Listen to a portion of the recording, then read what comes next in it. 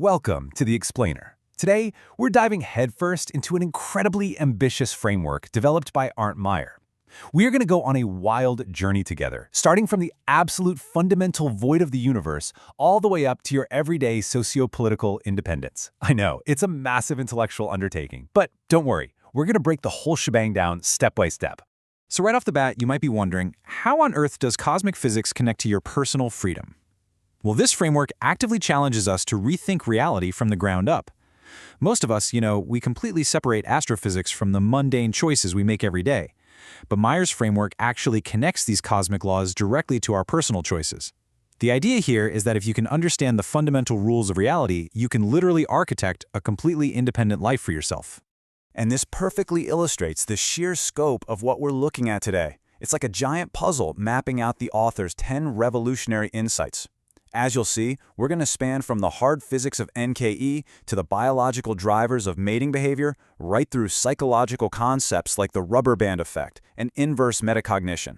We're even going to weave in some philosophical heavyweights. Think amor fati, the stark contrast between the minimalist Diogenes and the robust Berggraven, Nietzsche's Übermensch, and of course that eternal tension between the reliant masses and independent thinkers.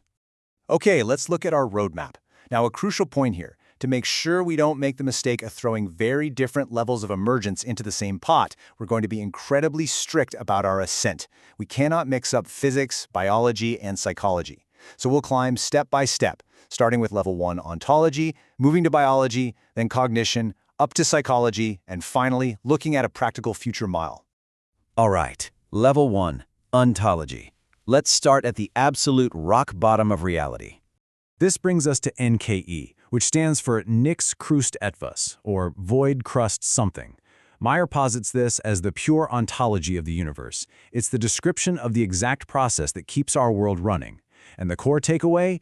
Everything is just structure in the void. That's it. Structure simply touches and interacts with other structure.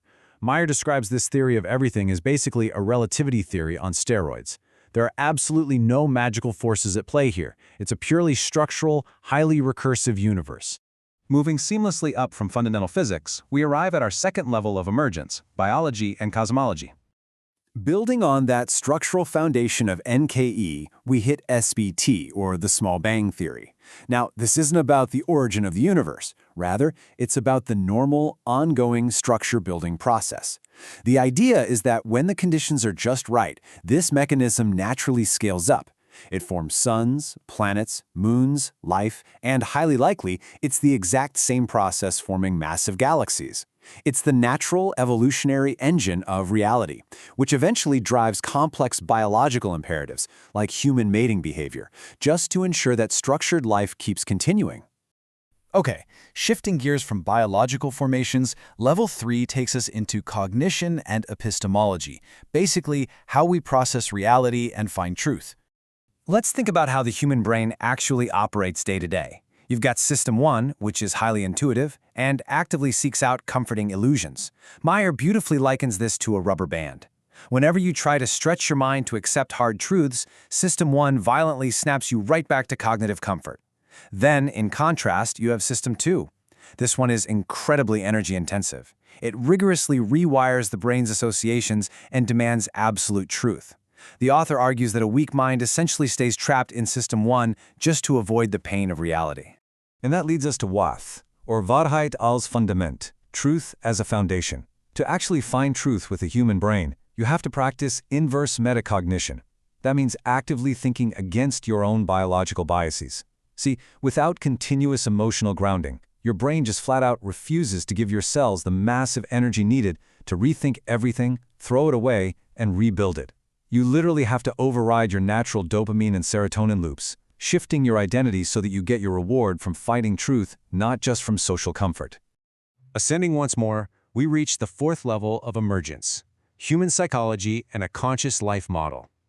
Here we have the KLAS model. This stands for Kamel, Loe, Adler, and Schildkröte, or camel, lion, eagle, and turtle. Inspired heavily by Nietzsche, the author uses these 4 animal stages to map out a highly conscious lifestyle for anyone seeking genuine meaning. First, you start as the camel, carrying the heavy burdens and learning society's rules. Then, you rebel as the lion to win your personal freedom. Next, you elevate to the eagle, gaining a sovereign, high-level overview of reality. And finally, you achieve the turtle stage, which is all about deep wisdom, longevity, and impenetrable resilience. Now, let's look at a really fascinating contrast between two different paths to freedom. On one side, we have the Diogenes way. This is radical minimalism, zero possessions. Sure, you can't be blackmailed if you literally own nothing, but the downside? You are totally removed from real life. On the flip side is the author's preferred approach, the Berggraben, or moat model. Here, you build a massive, protective moat around yourself by diversifying, acquiring multiple applicable skills, and staying highly active in the world. True freedom comes from redundant strength, not from hiding away. So why is the Berggraben model considered superior? It all comes down to having skin in the game. The author stresses that standing right in the middle of life, facing actual physical and social consequences, is an absolute necessity if you want to grasp the real truth. I mean, a hermit might have radical thoughts, but without skin in the game, their philosophy is kind of sterile. By building a moat with multiple options, you can speak the absolute truth directly to others without the fear of total ruin, simply because you've diversified your dependencies. To truly accept this harsh reality, you need to embrace a profound Nietzschean principle, amar fati, which means love your fate. It's the mental fortitude to accept the unforgiving reality of the universe and to build your own independence through sheer hard work, completely free of any resentment.